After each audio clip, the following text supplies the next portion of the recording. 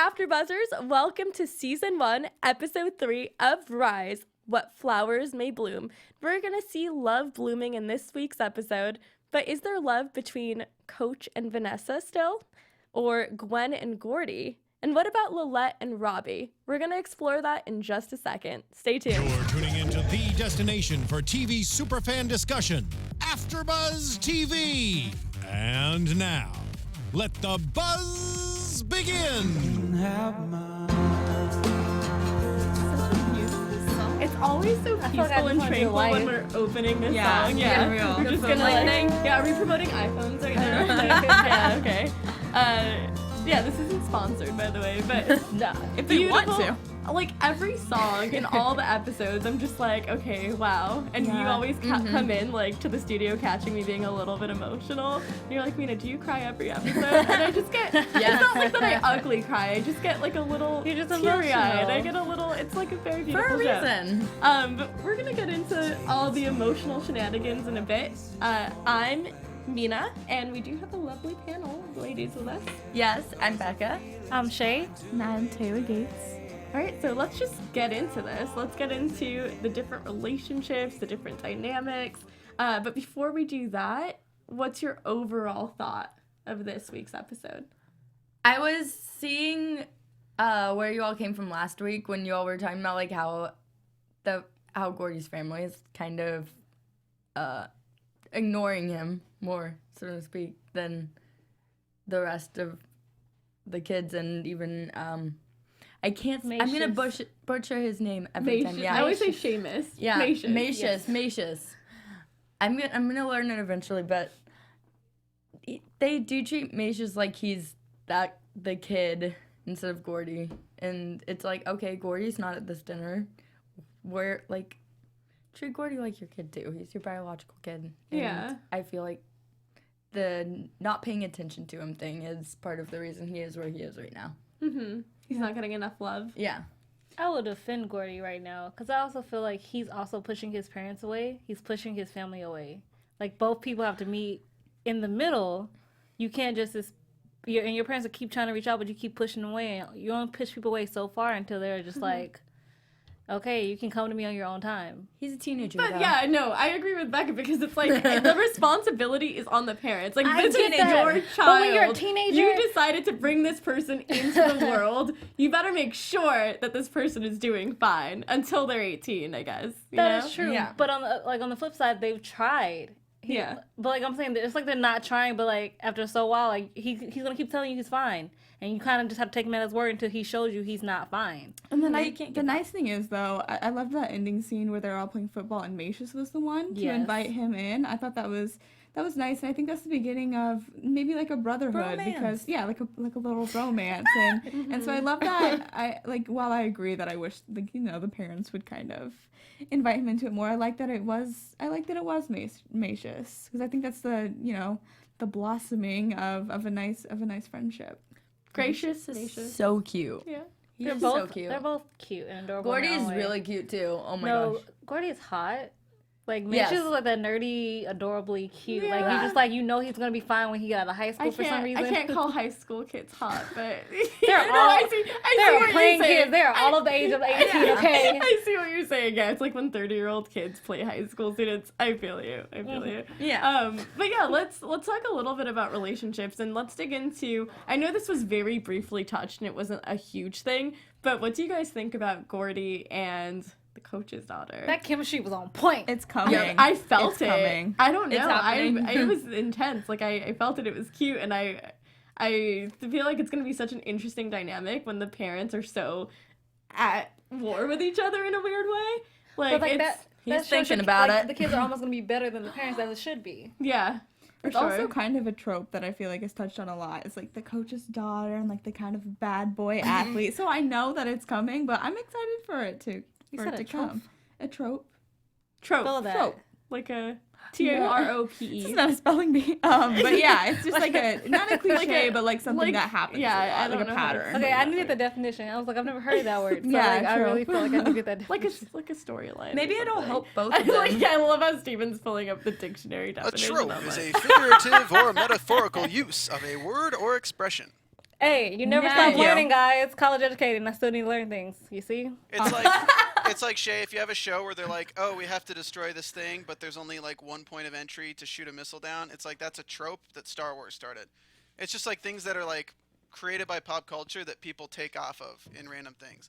Cool. So like them doing a musical episode on Rise would be like a trope. It's like a TV trope to do a musical episode, you know? Thank you for the word of the day, Steven. I know. We should have a word of the day segment. Yeah, I feel like that was the most perfect. Like, can you please use that in a sentence? The voice of God just coming down. Love it. Yeah, can you use it in a sentence, please? Country of origin? So yeah, there's a lot of love dynamics. Let's get into Lilet and Robbie. That's like our first major one. And So cute. we were worried about last week's episode when Robbie had this girl kind of around him, and now there's like room for that love to blossom. There's things happening. There's a lot happening with that. I feel like even with Lilet talking about Robbie to her mom and what Lilet thinks about relationships is just so it's so heartbreaking because she has like this mom as a role model who isn't necessarily perfect and doesn't have the best, example of like love to look at.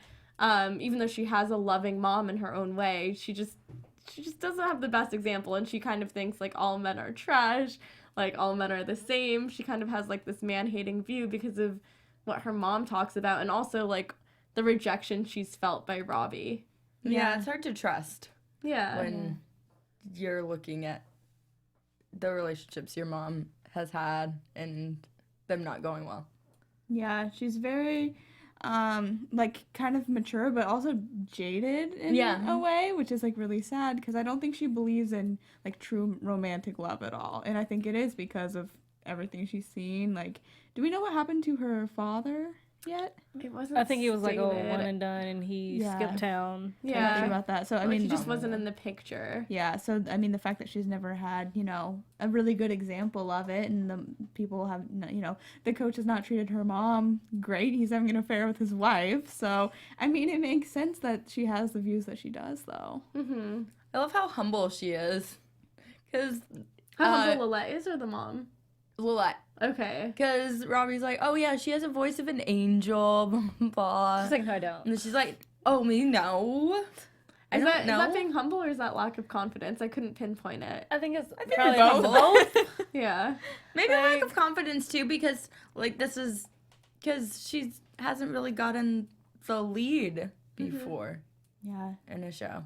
Yeah, right. She's not cocky, which is nice. She's Yeah. not arrogant or anything. But she is feisty. But she's when she feisty. wants to be. So it's a very interesting dynamic of being like sweet and like kind of like soft spoken, but at the same time the fire comes out when it's like lit, and it's just kind of there's like this catalyst for her to be angry about something. Yeah. So you see both sides with her. But I love how she did what all girls do when a guy said what's wrong, and she's just like, no, it's Nothing. just been on my head. Like, that's a lie. Like, you're just looking at it and you're just like, okay. Well, she has kind of been in her head though. It's a half truth. It's a half truth, but it's the half truth that makes the difference. Like, it's like when a girl says I'm fine, dang on well we're not fine. And the fact that he's so oblivious to it. It's like, oh, Robbie, come on, man. Yeah, just it's like, think about your actions. Like, just go through a list. And where do you think the issue is? He did true. one thing wrong, and he has no idea that she saw him with a girl who might be like his cousin, or obviously That's true. not. I wonder Just who an that overly girl affectionate is. friend. Yeah, Like, it is platonic. Yeah, But whatever. again, teenager, high school, Yeah, boys. yeah, and I think there is this like I don't want to say inferiority complex, but high school is so much about status and like if you're a football player and you're the quarterback, then you're in a certain category. And if you're a theater geek, you're in another category. So I think for her, she's like, oh, well, he's Robbie, whatever. Like, That's true. I think that she feels that and understands that, and I don't think he does, though. Like, because I don't find him arrogant or anything, but I think he just doesn't understand that that's, like, a hierarchy, and that he's on the top of it. Like, it's kind of just invisible to him. I also don't think he cares because he has to deal with his mom. Like, Yeah. And then that's what as a forefront of his mom. But I have to say, I love the fact that he's going back to elementary school and wrote her a note with the boxes checked that yes was or pure. no. I was like, Yay, this is so adorable. So cute. It was very cute. I love it. You know, isn't it cute when it's someone you like, but if it's someone you don't, it ends up being stalkerish? You know what I'm saying? Like, if it was anyone else, you'd be like, what the heck is this? Like, who is this person? You just reminded me from a scene from Love, Simon for that one. I felt so bad for I that haven't kid. seen it yet. Oh my gosh. Oh. Yeah. It was very innocent, though, which I appreciate. Like, Riverdale probably was not going to be innocent if it was on Riverdale, but this is Rise, and so it was very pure. This is on Channel 2. What if it's on Riverdale? It's like, I'm going to CBS kill show. you, or if you don't do what I want, I'm going to kill you. Yeah. It was sweet. Sweet. So Like everything in the let's show. continue talking about love, and we did discuss like Lilet and the quarterback Robbie. But what about Lilet's mom and coach? I think they are adorable, and that, like, even though he's married, I totally get how wrong that is to say. Yeah. But let me explain something to you. But like, seriously, like, But you felt the chemistry. the chemistry is on point, but it's also the fact that when he gets around her, he's almost legit like a teenager himself. He stammers, he's not confident. Like, she actually like undermines him a little bit, and it's actually so interesting to see because he's always so overconfident. He knows who he is, but when he gets around her, it's just like a flip is switched in his head, and he goes back to being like a little teenage boy with a crush. I mean, do you guys empathize with him, and do you empathize with her at all, despite it being cheating, or in spite of it being cheating? Like, do you still have that empathy, even though you know that this is morally wrong, but you still feel the chemistry? Is there any sort of like, oh, like I get what she's going through, or I get what he's going through? Is there any of that going I on? don't know. I felt like, you know, objectively, I felt chemistry between them. Like, they definitely had something there. Like, there was a spark there. But I guess I just don't know enough about either of their situations yet to be like, Yeah, oh, this same. makes so much sense that they're running to each other and, like, oh, they can be each other's, like, you know, oasis or whatever. Because I don't know, that was a weird Oasis. choice of words, but you know what I mean? No, like, like it just- refuge. Like, yeah, like that yeah. makes sense. And I don't really super empathize. Yeah, I know. Wow. It's late. With either one of them yet, because I don't quite understand why they feel like they need each other, if that makes sense. Right. Me neither. I don't think it's gonna last at this point. Like, it doesn't. Like, the chemistry is there, but like, I don't feel like it's gonna be a thing that's gonna last for like 10 years down the future. I kind of disagree, but the reason why is because I feel like him and Denise, like most people when they're in marriages, they just can't see themselves being divorced because they're in their 40s now and they think they have a equals this. kid. They have a kid, but I feel like if they actually take a stock of their marriage, she hates him. That hate's not going away. She's not going to forgive him. But unless she forgives him, that's the only way I can see their marriage surviving. If she never forgives him, you're better just splitting up or getting divorced because that's a toxic environment to have your child around regardless. That's the thing, though. Why is he not getting a divorce? And why is she not, like, not engaging in the relationship? And no, he does. I You know think what I it takes mean? it takes time to get over something like that. Like that is the Yeah. ultimate betrayal. Imagine being married to someone for years and years, and I feel like I haven't been through this, guys. No. But I've had friends who have, so it just gets me so riled up and so angry because I empathize. No, that's not why I'm laughing. I'm laughing because if that was me, that's a deuces for me. Yeah, you're like peace out forever. Peace out. There's Yeah. no forgiveness. That's- I am sorry. yeah. I can forgive a lot. That Is it never worse? gonna be one. Is it worse for it to be emotional cheating or physical cheating? Which one's worse? Why do people ask that? I feel like that's such a hard. I like because- emotion. I think I don't know. Like emotional cheating Physically, is I more would've- painful, but physical Physically- cheating, it's like you made a conscious Well, decision. they're doing But both. But both of them are conscious Oh, decisions. yeah. Both of them are conscious decisions too. Emotional cheating. Emotional and cheating isn't a conscious decision. Sometimes you just develop feelings for someone because true. it's a friendship and you can't help it. I still feel like that eventually it becomes conscious. Even if it didn't start out that way, it then becomes conscious. Yeah. Like it doesn't stay like a non-subconscious type deal. I don't well, know. I get what you're saying. You're talking about when it's way in deep with the emotional cheating. Yeah. Yeah. And I don't. Because at this know point, it's complicated. like, do we feel like it's an emotional cheating situation, or I think definitely both. Both. okay? Because at first, like, if you asked me this last week, I would have totally said this is strictly physical. There's nothing deeper than that. It's just like some sort of sexual relationship. But now that I They're see it, and you conversations. really see the emotion in her eyes and how she tears up, and then you see the emotion in his eyes, like exactly what you're saying, kind of like he's a puppy dog and he's at a loss for words. You feel that emotion there. And I want to know, what created that? Like, what do they have to talk about? What do they have in common? Do they have any crazy, like, you know, discussions about life and love and like actual deep topics, or is it just like, oh, you're attractive and I feel this with you? Yeah. Like, I want to know. I really want to know, because I know it doesn't justify cheating, but it'll help me understand it more. Like an actual date thing. Yeah. Yeah. Like, what is he missing in his relationship now with his wife, who seems so lovely and so on top of everything and a great mom, that he has to go outside of that and seek it somewhere else? Like, what is he not getting? That's what I want to know. Yeah, Theory. me too.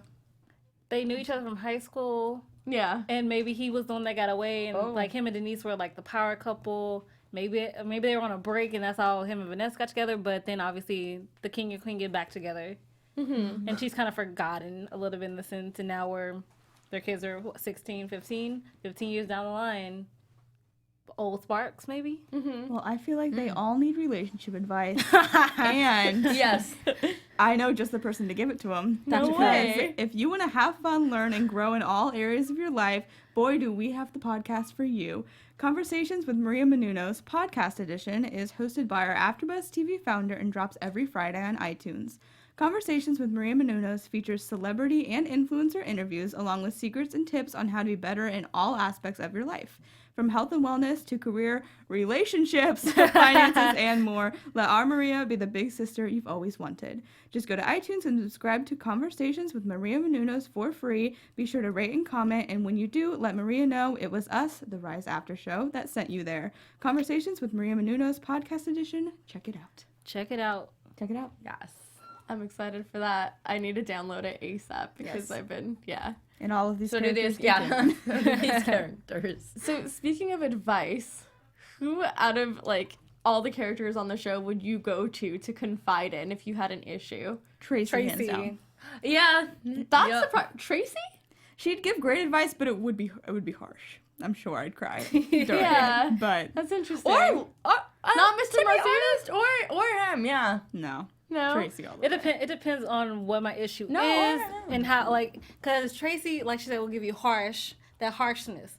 But if you want the soft answer or like just a little bit more like understanding answer, you go to Miss Mazzu. What Both. about Coach, Both. who doesn't like talking at all and says, we're just going to put one foot in front of the other for you, Gordie. We don't have to talk about anything. That's not what we do here. I mean, in a way, that's actually better for Gordie in a sense, because I feel like he's been talking so much, like he's almost numb to the talking, or he doesn't hear it. Right. So I feel like just doing the physical work and just keep going one foot in front of the other, that's a better outcome for him a little bit. Mm-hmm. That's kind of a good point. I feel like personality-wise, Coach and Gordie are very similar. Yeah. So as like kind of sad as it is that he's not going to his parents, like maybe this is just someone more outside of the family, a little bit like disconnected from him that he Less can really awkward. confide in. Yeah, exactly. Less awkward, less kind of stigma, and the fact that they're very sort of similar people, maybe it'll be really good for him. And the same with Mr. Mazzu and Maashous. Mm-hmm. I think that they also, share There's a that really special bond. connection and are similar Yeah. personality-wise. That's a good point, because if someone has similar personality to you, I guess they know like who you are more, they know what decisions you could make in the future. They and know how can to help better communicate with you. yeah, too. and can help like Yeah. prevent you from making the wrong decisions in the future. It's totally true, but like the other side of that is, for me, I need someone who's opposite of me, like someone who's not as emotional, someone who's more like, okay, this is the logical part of it, and someone who's kind of a little bit more stoic. Like, I respond better to that, because for me, I can be a little dramatic, and I can be like, oh my god, my life is gonna end right now, this is so intense. So I need someone who can, like, separate feelings and emotion from what is good for the person and what is, like, logically sound and what makes the most sense. So Sometimes I get- logic isn't always the best answer either. I think it's a combination of logic and feeling. So it's intuition. Like, it's your gut. Like, you follow your gut, which is a combination of both. It's not your head, it's not your heart. It's just that feeling where, like, you know what's right in your soul. But then there's all these like what ifs. That's true. That's true. I'm good at the what ifs. I feel like we could continue this I know, yeah, we conversation can, for like hours. we can get into, like, this whole wormhole of that. We'll be here all night. we I will. will not. Um, I will be gone. But yeah, She will. the one person, or like the two people I wouldn't really want to confide in would be Simon's parents. Because I Ugh. feel like that would be so hard to have a conversation Yeah. with someone so stuck in their ways. But let's get into that. Let's talk about Simon, his parents, how Simon was leaving the school play, leaving Lilet, his best friend since 2nd grade, which I never knew. I never knew, like, the depths of their friendship. They just kind of grew up to each other, grew up with each other. So yeah, let's talk about that a little bit. We kind of, like, saw the spoilers for this in last week's, like, little promo. So what did you think about it? Did you think that Simon would be back? Because I didn't think he'd be back. I thought it was like a definitive decision and then he'd come back way later on to watch the play or something. I felt like he would have been back. I feel like because the previews and to show like he's obviously in the play from the earlier previews, so I'm like, okay, he has come back. This is my question for the parents. I'm still confused. I think me and Taylor were talking about this, but I'm just like, it confuses my mind. Yeah. When they told Mr. Mazzu, I wouldn't expect your type to understand, like, what is does he that Jewish? mean? You're right. Because I'm white like you. Like, what type are theater creative type? Like, I really need to understand what type you mean. When they said that, I like paused for a second too. I was like, what are these people talking about? And then I was like, oh, like, I don't know why I kind of thought like, oh, is he like too like liberal and too left and like new agey? Like that's like the vibe I got. Like, oh, like you liberals or like you I don't know, like because he's like kind of like this wacky art teacher who has like these big dreams that in their eyes might not be realistic or might not be age appropriate. So maybe that's what they meant by like you people. Maybe. Like, what do you mean you people? But they've always seemed pretty supportive. What do you mean? How often have I heard that? You what people. What do you mean you people? Yeah. They've seemed pretty supportive of Simon's like dreams and theater career up until this point though. That's why I don't think it's like the fact that he's a theater teacher necessarily. I think it's the choice of the play he decided to do. Yeah, maybe. Yeah, they just. But it's still a weird choice of words. I don't know what that means necessarily. Really they just want the lighter, like fantasy subjects. In plays that he does, shows that he does. They want the more cookie cutter, almost non-realistic. The fantasy of they theater. Want Grease. They want Hairspray. They want the. Would they be okay with Hairspray? That is a good question. What about the pirate show? Well, Hairspray. The pirate show. Hairspray is more about cultural. It's more of a cultural thing versus an actual abortion, gay sex, premarital sex, which apparently they're against because they're Catholic. Yeah. Yeah, that's all I got. It's just fine. It's their beliefs, but like, is it right of Mr. Mazzu to impose his beliefs on them? Like, you need to be more open to this. Like, is that okay? Is he overstepping a boundary to go to them and be like, put his like foot in the door, like literally put his foot like on the floor? I respected that. I was like, no, yes. but like that's not appropriate for a teacher to do. I see Fight where your you're coming from. I see where you're coming from. And I do kind of agree that there could have maybe been a better way to handle that situation and to reach the parents. But, I mean, at the same time, he is fighting. Yeah. And the way he worded it, I didn't think was, like, too extreme or overstepping, because he didn't say, oh my gosh, you need to be more open-minded, like, change your beliefs. He just said, listen, like, these are realities that your kids are facing, and you can't shield them from those realities. So I think that's literally exactly what Chae said last week. Yeah. And obviously it worked in the end with the mom. Well, yeah. What I love about her when she was just like, my grandmother said, you don't have to believe in the same things I do. You just have to believe in something. I feel like that is a testament that we all need to take a really stay in, because everybody believes in something different. Nobody believes in the same thing. Nobody has the same religion all the time. Like, if I want to praise the devil, like, let me praise the... You took this to a weird place. Maybe respect my beliefs, please. Maybe not... Well, like, that's like, it's a whole... As long as I'm not hurting anyone, right? Religion of the devil is a whole other conversation I cannot get into you on the show. I'm totally kidding, guys. I know I'm wearing red, but like, I'm totally joking. No, because like, no, I know somebody who did that, and like, she explained it to me, so I totally get it. However, but like, yeah, it's your belief. It has nothing to do with me. I'm not God. I am not judge or jury. I'm not gonna stone you because you don't believe in the same thing as me. That's not who I am or who we should be as a human race. Yeah. Notice how I said human race. That's kind of why we have so many problems in the world, is because we kind of say, like, okay, this is us versus them, and they believe this way. We don't, like we're always creating barriers, you know, instead of just being like, okay, like, I totally disagree with your opinion, but that's But I your respect it. opinion. You don't even necessarily have to respect it. You just like that's your opinion. That's fine. This is my opinion. We're not going to see eye to eye, but like we can respect each other without respecting the opinion itself. Yes. I think that's... Sorry, do you want to go? I was just gonna say that I think it's cool that Simon doesn't actually like doesn't follow what his parents believe in, and is on it believes in completely different things and isn't ashamed to admit it. Yeah. It he stands up for himself. As much as he can. I'm gonna die at the scene where he struggles to come out with his whatever. It's gonna hurt. My whatever. gosh.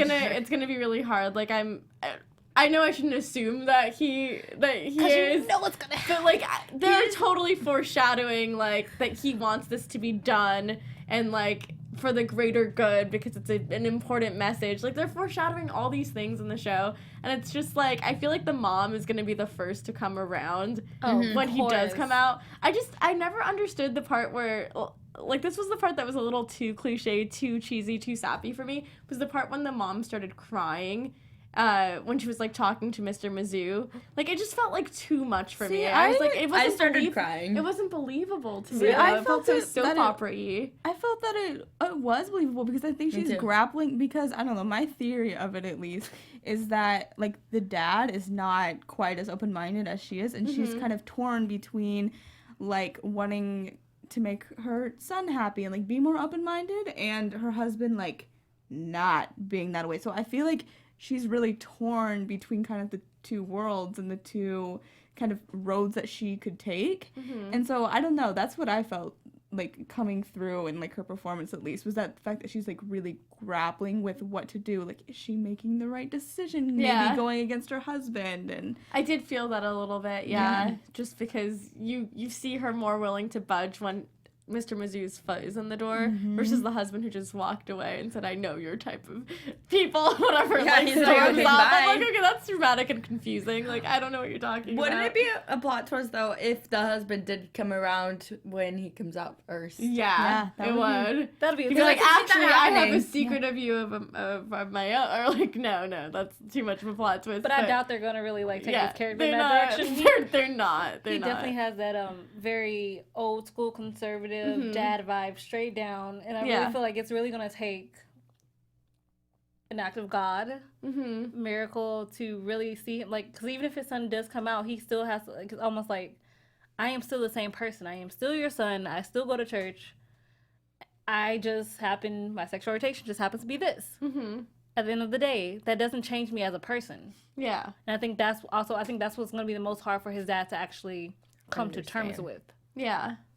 Like, who I choose to love doesn't affect my identity to the extent that you think it would, kind of thing. Yeah. Yeah. That makes sense. well, you know, regardless of what Simon's parents think, he has someone in his corner, and that someone is Tracy, because their scenes made me tear up tonight. And Lilet, to be honest. Adult-wise, though, I was like, oh, Tracy's killing it. Yeah. That every week Tracy's killing it. But Tracy, yeah, you feel the passion from her for sure. Like how, like everything she said about how she still came back to the theater department, even though like she was getting demoted because she's doing it for the kids, like, and it is her family, and just like her bond, like how she hugs Simon and like just the way she interacts with everyone and how she knows her kids inside out. Like, she wants them to be happy. She knows like how to tap into their potential so well. Like, part of me gets so annoyed when Mr. Mazzu is kind of like, oh, we're doing it this way, and he so quickly brushes her off. And like, I get that he just cares so much about it being perfect, but he really is inconsiderate in so many ways. Like, she has so much to contribute, and she has the experience, and instead of him kind of like using that, he's kind of like, well, I have this vision in my head, this is how we're gonna do it because I'm the leader. And it kind of like, you know, disrespects her in every sort of way when she's the one who has the resources, who could really help him. yeah, and she's the one that's realistic. Like, it's great to have visions and stuff, but when you have $950, Yeah, the money thing. you can't do everything that you want to do necessarily, like, unless you... I mean, I'm sure they'll find a way, because this is Rise. It's a TV you show, can but... enter the lottery and hope for the best. Yeah. I have a question. Yeah. What happens to the $7,000? $700. Oh, she got him seven. I thought it was $700. No. Oh, then I totally misheard that. I was like, what are you talking I really about? misheard that scene. I thought it was 7K? $7K. No. She was like, I think that's contributing. Oh, okay. Never mind. I will not say what I was thinking. Totally different. Totally So, different like, they budget. have, you know, she's, like, realistic. And, like, he's been doing this for 5 seconds. Like, what has he sacrificed yet? Like, what has he sacrificed yet? You know what I mean? Like, his family. I get. Well, he's still playing football with them and eating dinner with them, okay? And she is trading in her Starbucks gift cards for props for the Wizard of Oz. Like, I don't know. I'm getting a little bit annoyed with him because he literally is not taking all of her sacrifice and experience into consideration yet. But I like that it, like, who he cast and that he didn't stick with, like, the same people as the leads. He has good things to bring, but he just needs to realize so does she. But he also had a little bit of point. I'm gonna play devil's advocate in the fact that he wants it to be great, not just like any old mediocre performance. I'm kidding. Well, no, but like that. But like, in the sense of compromise, like she said, like we have to compromise. But in the sense, you're also not compromising. Yeah. Thank you. It's also not. She's also not compromising with his. Let him try his version first. If it fails, have your backup plan. Have it ready to present. But, like, I also feel like give him the benefit of the doubt to see if he can make it happen. And I legit need to know what is up with her and Denise. Why she hate Denise so much? I need information, man. I know. Well, okay, my first gut instinct was like, oh, she hates her, and, like, Denise is well aware of that. But then I was like, oh, she's probably just tired of all these unrealistic like propositions and then I like was like maybe I'm just being like hypersensitive to this. Maybe she doesn't hate her and maybe it's just like she's trying to be realistic with the budget here. That's a good Well, no, point. but it was like a little thing where she like moved her coffee cup, she put it back. Like there was just like little things that just like there's a little bit more going on here Okay. than just like I mean, I won't say hate, but it's a very strong dislike. Yeah. See, if that happened in real life, like someone moving their coffee cup, I'd be like, Chae, you're reading way too much into that. But you know when it's a TV show, it's actually literally written into the script. So you know it's like an intentional thing that happens. It's not just like a whatever thing. Move your coffee cup because... Yeah. Well, they went to high school together, yeah? Because I know that she went, and then Gwen's mom was like was prom queen or something. So my theory holds water. That could be wrong. Maybe that's not true. Interesting. But that's what I thought at least. Wait. I did not know Now that. I'm like jumping ahead of myself. Like maybe I'm just making up this backstory. Is that how she met Coach? Was Coach the quarterback? Yes, Are we just came making back. all of this up right now? No, seriously. Like Taylor actually wrote the the show. Guys, Taylor I'm wrote a it. staff writer for Rise. But yeah, maybe I'm thinking maybe high school history. But like if that's the case, high school when you went to high school together and now you're back in the same town and you're all adults, high school can sometimes repeat itself. Even when you're adults in the high school. Yeah, because you're trying to live vicariously through your kids children. and like whatever you didn't accomplish my then, you're gosh. like, I'm gonna make it happen now. Like you have that. It's like when parents like force their kids to play piano and they're like, in the I could have been a pageants. prodigy, I could have been this, or like toddlers and tiaras. Yeah. Oh my gosh, gosh, that was my guilty pleasure. Yeah, no, like that's the extent of how bad that gets. Is there anyone that we didn't discuss fully yet? Is there any other like Robbie's mom. like line, Yeah, Robbie's like mom. anything that we didn't dig into that you really want to dig into? I wonder What? if the fall is more serious. If the what? Robbie's mom. Oh yeah, I feel like it's definitely gonna be like a snowball in a sense. Like I feel like that's not the biggest. Yeah. What does she have? That's we what do not I know. was wondering if I missed Like, that. does she have cancer? Like, I was like, did I not see this? Like, is it cancer? I is think it... maybe it's her legs don't work or something. Because like she said, she tried to get out of bed and she fell. Like if your legs aren't working, Oh you no! kind of Maybe she has like MS or like something that paralyzes you slowly, like some sort of. That would be really really Tragic. sad. Yeah. Oh. Like multiple sclerosis or like something that weakens your muscles. So that you can't walk anymore, but you psychologically think you can. Like that must be the most difficult thing to cope with, is like knowing that you're losing your faculties in some way. Well, and then poor Robbie, like in high school, dealing with this. It reminds me Dealing with his so mom. much of Friday Night Lights. With Right? Matt Saracen. seriously. Yes. Can you talk about A his lot of dad like never repetition. around? Like I love how the nurses called him not his dad, not the stepmom. They called her Robbie. Yeah. Like that disconnect, I'm just like, okay, so I feel like maybe his dad left right before this happened or while it was happening. It makes me feel like him and Lilet have like this common bond where they have like strong like single moms in their life, but not really a male role model, where they kind of like have that to connect with. And like if you look at like does anyone really have a good marriage? The only like good marriage is Mr. Mazzu and oh wait, who were you gonna say? My foster parents, yeah.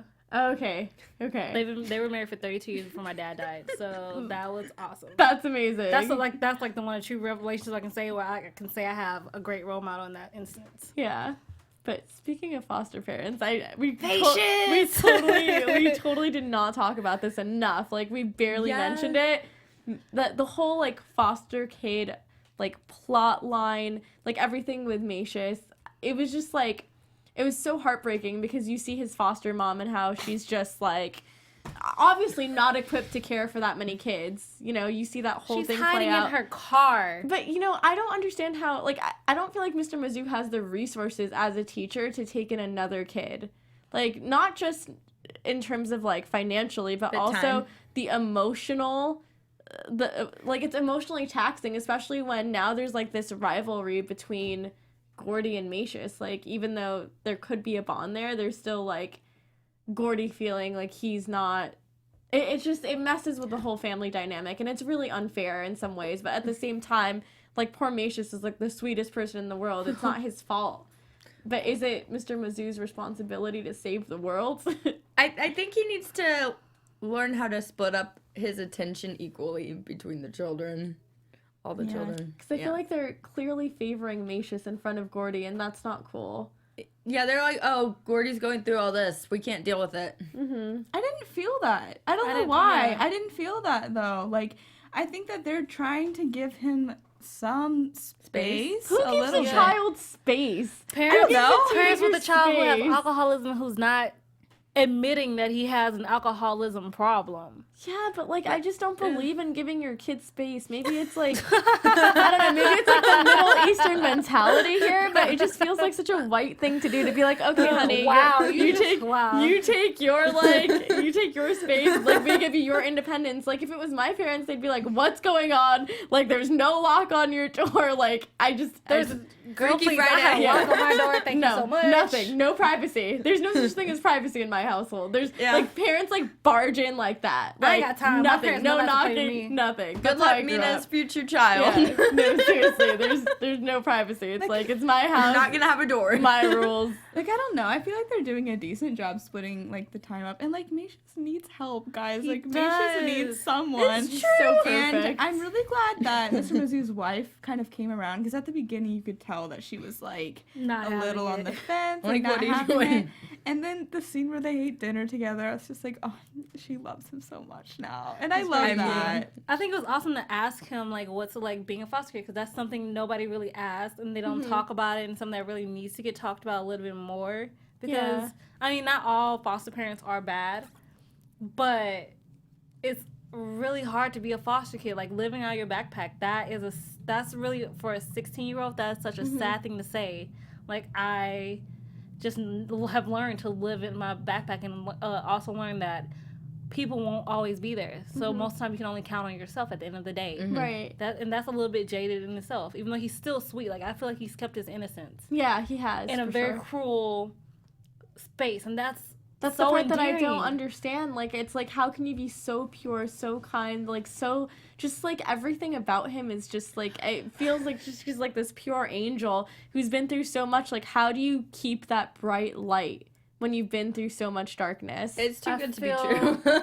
I feel like something's Like, gonna. there's Oh, you think he's something darker? there. I feel like the innocence for that, I feel like the reason he can keep it is maybe because he believes, or he still remembers his parents, and maybe that's what's also keeping him, like, he had something real before he got into foster care, so that's something he can always still keep with him. Right. And he's seen it. He knows there are good things out there, even if right now all you're surrounded by is darkness. Mm-hmm.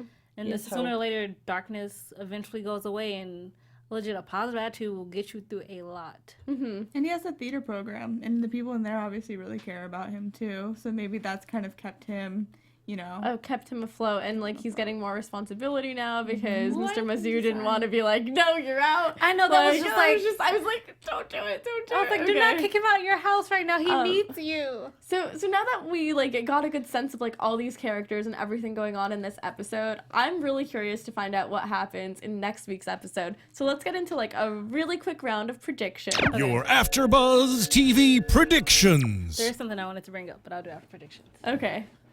So, anyone have prediction? Yeah, Becca. The Maashous conversation makes me think that I don't know. He is an angel, literally doesn't seem to be anything wrong with him, even though he's been through all this. So I think maybe there'll be a darker storyline in the future with him, and we'll find out. That'd be really interesting. Like if he has like some sort of past with alcoholism or something where he can relate to Gordie on that level. Okay. You never know. Maybe he's struggling with. He could be struggling with anything. Mm-hmm. I could see that. I mean, we do see what happens. We do get a little bit of a sneak peek in next week's episode of the party that goes on, and there's a lot there. So what else do you think's gonna happen? Well, speaking of the party, like, has there ever been a high school party on TV that was just like fine, and then no one got in trouble, no one got hurt? Like, not until next week. Yeah, no, stuff's gonna go down at that party. Has there ever been a high school party on TV without any drinking? That so hard. No. Any Disney show. Definitely any Disney. Nickelodeon show. No, because what's the point of showing the party if there's no conflict? Yeah, there's gonna be some drama. Oh, I thought you said drinking, so I was thinking, drinking. I was in drinking wise. Okay. I'm right. Yeah. And conflict wise, no. Yeah, never. Yeah. Well, obviously, just judging on the promo, because I feel like we don't have like a lot of cliffhangers after this episode, but the promo made me think that things are gonna spiral kind of out of control. So I think especially that with Gordie, especially, and I think Gordie and Gwen are going to continue growing closer. Things gonna happen there, and then poor Michael,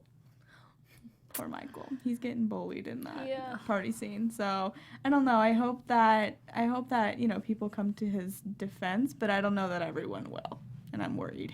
I want to see how Robbie handles that. Yeah, that was my prediction. It'll be really telling of. Go for it. What's your prediction? My prediction for Robbie, I feel like that's gonna be his breaking point in a sense. Like he's gonna have to almost choose a side. Like he might still be on the football team, but I feel like he'll choose this theater group. Yeah. In that sense, when it comes to defending Michael. Yeah, and that means point, going against. Is it one of the football guys who does something? It was like a kind of group of them, I think. Okay. Yeah. Like that kind of like. Yeah. Bully Michael. I can't even imagine Robbie being on the football side at that point. I don't think. Maybe he'll surprise us, and he will be though, because he hasn't had that many flaws yet. So maybe he's gonna do something. Maybe he'll be silent. Really or maybe he'll do nothing, and that's worse. Yeah, silence is compliance. I truly believe that. Like just the bystander effect alone is. It's just like why we need to be better as a society is because one person watching something happen is almost as bad as it just happening. Like, yeah, in a sense, in a way. But anyway, wow, this got a little dark. Let's lighten this up a little bit. Jeez. Any parting words of positivity or anything that you're looking forward to with the show? Well. What I want to say is that when Mr. Mazzu, when he was talking about his vision during the whole production meeting, and he said, how the play is about being a teenager is hard. But we can also, on the flip side of this episode, which was really great, was also showing how being an adult is hard. Like, that was also the flip side of that. Like, obviously being a teenager is hard, but it isn't. They don't warn you when you're an adult, it's hard. I feel like I should have been prepared. Nobody prepared me for the trials of adulthood. Like, I feel like they should have. No one prepares you for anything. I really don't think they prepare you for it. And in what context does anyone ever say, okay, this is what it's like when you're old. This is what it's going to be like when you're middle-aged. This is like a quarter-life crisis. Like, no one prepares you for anything in life. I feel like somebody should have warned us, like, because adulting is hard. Really, it's like it's not a joke. You might joke it's a hashtag, but it really is hard. And I feel like in the show they really showed that versus like with Gwen and like the coach and Vanessa, but also.